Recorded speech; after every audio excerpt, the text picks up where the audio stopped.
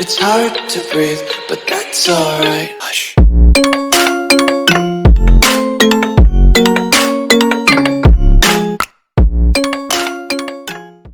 Now moving on to applying supply and demand onto market structure, I'm going to show you obviously the pitch pivot example before jumping onto a real life example. So if we just look at this here, okay, so what we see here is that we, again, as we learned in the last video, is that we're moving to the overall upside, right? Price is creating higher highs and higher lows, but if we look at the pullbacks, we can see what it is creating what would be a supply zone. Okay, there's different types of supply and demand zones, which is what we'll jump onto later down, of course. And what we can also see within this pullback is what price created what is called the demand zone. And the demand zone is pretty much what is respected, especially during an uptrend, right? Which is what creates a supply zone failure, which then creates another higher high or also another supply zone. And then what happens from there is when price retraces or pulls back, we don't just create another demand zone, but we also tap into the previous demand zone, also known as a previous higher low. And as long as we're staying above the previous higher low, and don't break structure to the downside, price is still in an uptrend. Okay. Anyways, going back to what we were just saying, talking about with the price happening to our demand zone. If price respects the demand zone, we should see that we should see price then continue higher to create another higher high, also known as a supply zone, before repeating itself and creating another demand zone, tapping into the previous demand zone and continuing bullish. When we move on to the real life example, right, we can see that price has created the supply zone, followed by demand zone creation, followed by a structure break, also known as a supply zone failure, and then again repeating itself by tapping into the previous demand zone before continuing higher and repeating the same process until again price either gets exhausted, etc. Right? And then a change in trend. Another thing to notice as well, when we relate back to the last video when we spoken about the minor structure breaks and complex pullbacks, in the supply and demand world of terminology, world of trading, whatever, right? Price is just creating minor supply and demand zones and failing, in which we know is just essentially noise and structure breaks, right? However, within the complex pullbacks, we could see a supply zone be respected, and this is why I said in the last video it's okay to counter trend trade, but for the better returns and higher probability, it's better to be within accordance to the trend. Okay. So we just jump onto this and again clear all this, and we speak about this one. Okay. So moving on to a downtrend or again a bearish structure, what we would see here is price created a demand zone followed by a pullback to the upside, creating a supply zone which followed by a reversal to the downside, breaking the demand zone and creating a new demand zone. And that is just called a demand zone failure. Right? Then again price repeats itself, pulling back to the upside, essentially creating a supply zone, also known as a lower high, whilst tapping into the previous supply zone, respecting it, and then followed by a demand zone failure, causing a new demand zone, and so on and so forth. Now I'll jump onto more real life examples in a minute, but it's just essential that you understand and try and listen to what I'm saying. Alright, if we move on again and take a look at the real life example, right, we can pretty much just see here, it's the same as the non-materialistic example. However, as we discussed in the bullish structure example, we can see that we are seeing the complex pullbacks to the upside, creating minor supply and demand zones and failing, which we know is just essentially noise. However, within the complex pullbacks, we could see a demand zone be respected, but again, I would prefer to personally not take them trades, as I prefer to take the sell trades rather than the buy trades within a bearish trend, right? So all in all, a quick thing to note as well is that in a bearish trend, our supply zones are being respected, whereas our demand zones are continuously failing, which is also the explanation of our lower lows. And because our supply zones are being continuously respected, that is the explanation of our lower highs. So with that pretty much all being said, by now you should have a better understanding of supply and demand and market structure. But obviously I'll jump on to refine the supply and demand zones and actually how to find an entry using other stuff that we use as well, so order blocks. But for now, what I want you guys to do as well after this video is go on to the charts and start marking up these swing points and mapping out your supply and demand zones. You don't need to know where how to mark the supply and demand zones, but just look at it and mark every swing high and see how far the price is retracing back into that previous highs or lows. Okay. Also map out your supply and demand zones again, just mark out the swing highs and lows and start noticing just the difference between the complex pullback and the pivot point. Right, by pivot point, I just simply mean the highs and the lows in which price reverses from, then breaks and breaks above or below a previous high or low, depending on the trend. But yeah, good luck, guys, putting them on. I obviously will jump onto the example in a minute, on a real life example. But again, if you are marking up the charts, good luck, and make sure you send it into the Discord as well. So let me see you guys putting the work, pretty much. So now it's time for the charts, the moment you've all been waiting for. We just go to the day time frame. I did have one ready, if I can find it. There we go. So, oops. If I just quickly come up here as well, just for a minute, and show you guys pretty much more of what I was saying, because obviously I was explaining it then, but I'm going to show you the real examples now. Now, what we see here, guys, is we must understand that this here is a high, this here is a low, right? What happens is then price, you could class this as a breakout of structure if you wanted to, and form that as a high, and this is your low. It makes sense because it's above the previous high. Again, this counts as well. This counts as well. And then we don't create a new high. We fail to make a new high. Oops. We fail to make a new high. And what price does, it pulls back all down to this demand zone, to the swing points. Now, when I say demand zones, it could just be mapping out order blocks, or it could just be mapping out whatever, right? Which is what we jump on to in a different video. I'll actually show you how to map them out. I'll show you a bit in this video as well. But pretty much what price is doing here, say for example there's an order block, right? And this is what you will see on a price chart. There's an order block here. Again, like I said, if you don't understand what it is, don't worry, I'll explain it later. So say for example there's an order block here, right? And we know we focus on the swing points. So even though price has created a high and a low and a high and a low, and it's broken structure, all it's doing is tapping into a demand zone, because again we're focused on the extreme points. Okay, and it's the exact same if I just flip this around. It's exactly the same for when price moves to the downside. Broken structure, you know, you've got these sort of minor structure breaks and minor noises, and then what price does is it taps into this area. What might happen as well, pretty much what I'm saying is it's a complex pullback, right? And this will confuse a lot of people. Alright, so there's different types of where you can view supply and demands. So this here is an example of compression into our supply zone. I'll jump obviously on that in a different video. But as you can see here, price is creating highs and lows, overall move to the downside, and it starts creating this short-term bullish, structure, or what looks like compression. Now, there's many ways to approach it differently as well. If price was very, very bearish and had one big bullish candle that took out all the previous bearish candles, then that will probably obviously be invalid, because the momentum in this move right here, in the current move, is obviously bullish, so that would be invalid. But if when it's moving like this, making highs and lows and structure breaks, this is just pretty much accumulating orders with the institutions as well, and I'll jump onto that as well. There's so many things to cover, but pretty much it's compressing into the supply zone, so price is getting thinner and thinner and thinner, and then we eventually see the breakout. And obviously we look to mitigate it, whether it's the equilibrium or the open, we look to mitigate it. Right, so obviously if that didn't make much sense, don't worry and don't stress about it, because there is more. I'll go obviously more into different examples. But if we just look here, right, I want to explain this.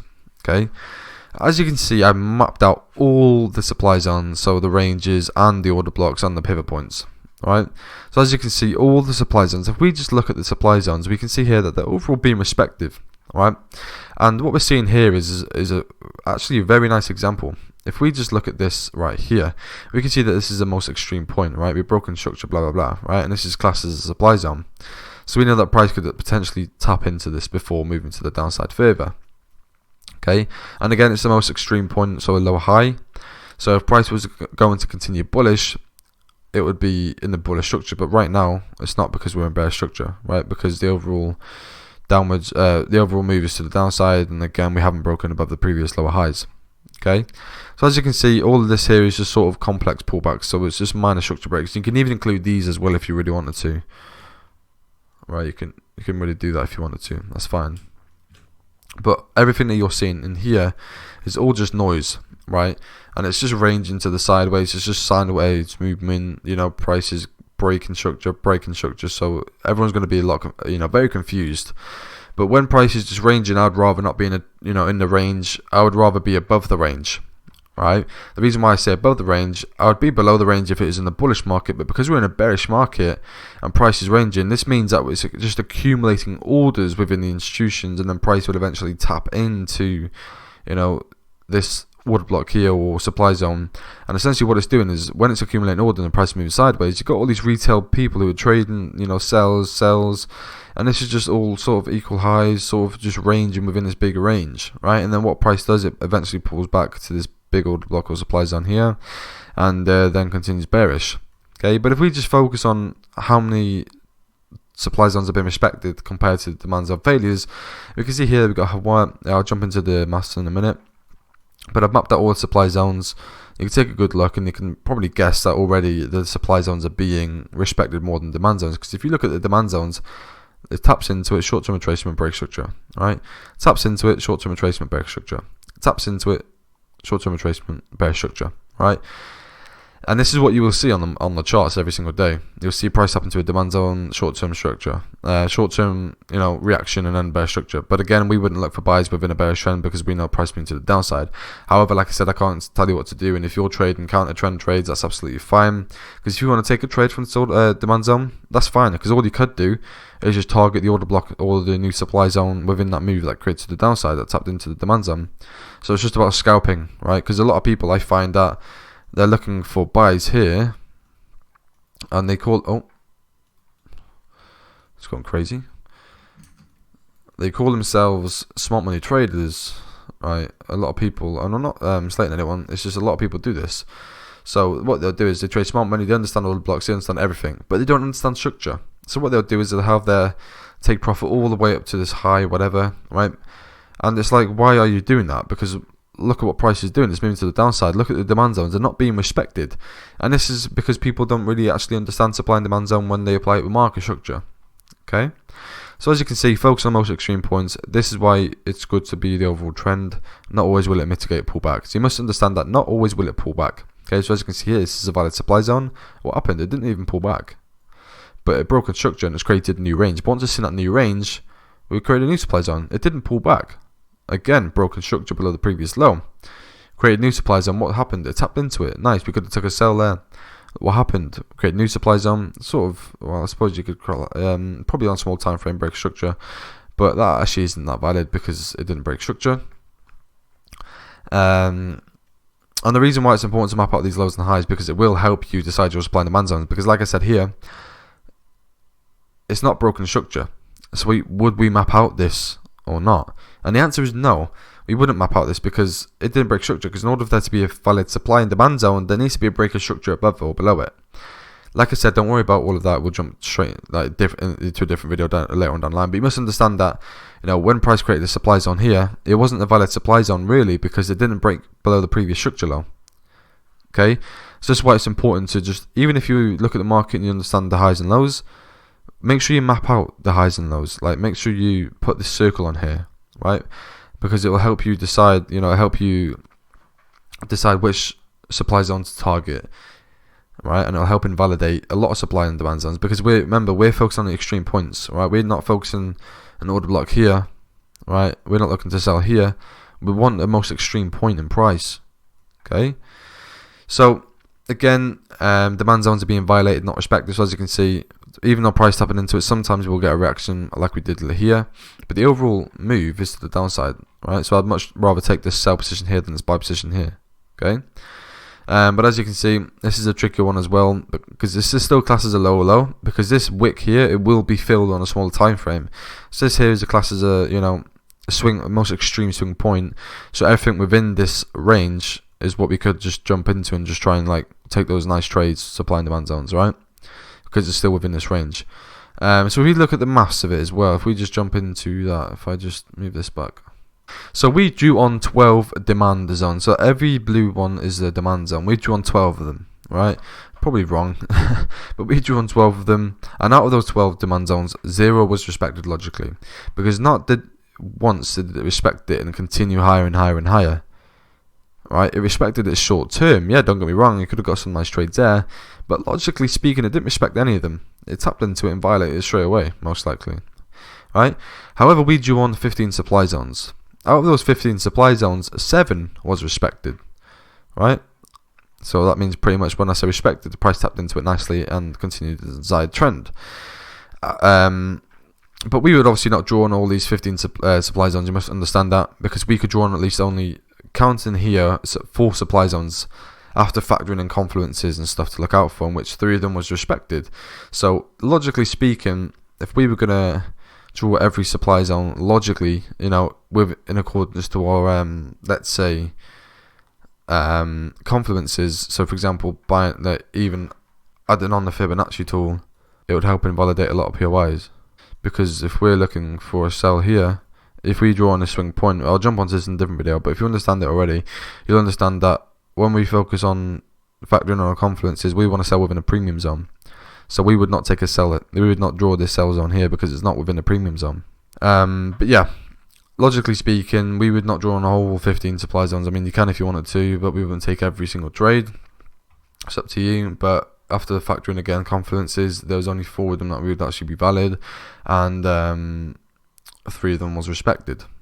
But yeah, that's pretty much what I mean when it comes to supply and demand and market structure. Like I said, it's still the basics. I will jump onto supply and demand and explain what it means. So for example, when supply and demand meets, it's fair value, blah blah. I'll explain all of that in terms of market structure more in depth and sort of phases of the market video. But for now, just understand that supply and demand, I'm trying to get the more of these videos in the market structure section is just getting a point across that be within accordance to the trend, and it's not just looking at it and saying okay, price moves it down, so look for sells. It's actually marking up the highs and lows and which ones are valid and which not. Okay, so yeah, with that being said, guys, I'm gonna end the video here and I'll jump onto a separate video.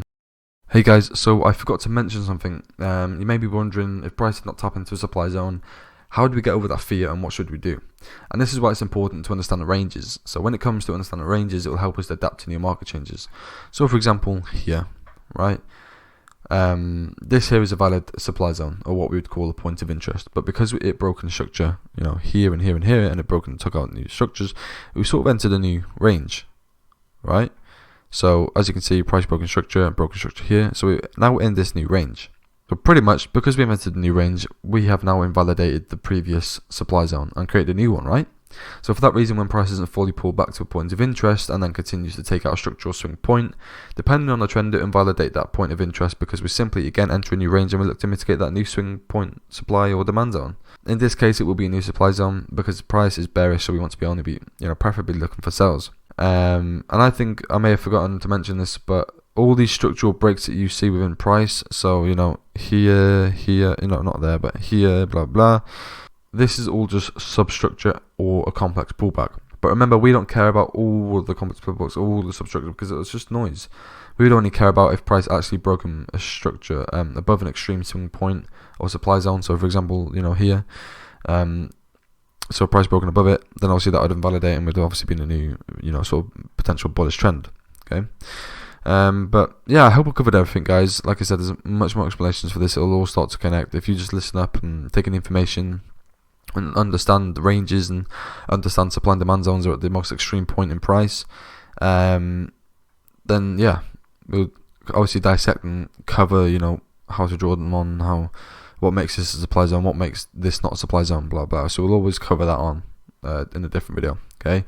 So I think I've covered everything, but I just wanted to show you how to actually apply supply and demand into market structure and get the point across about choosing a specific supply demand zone, right?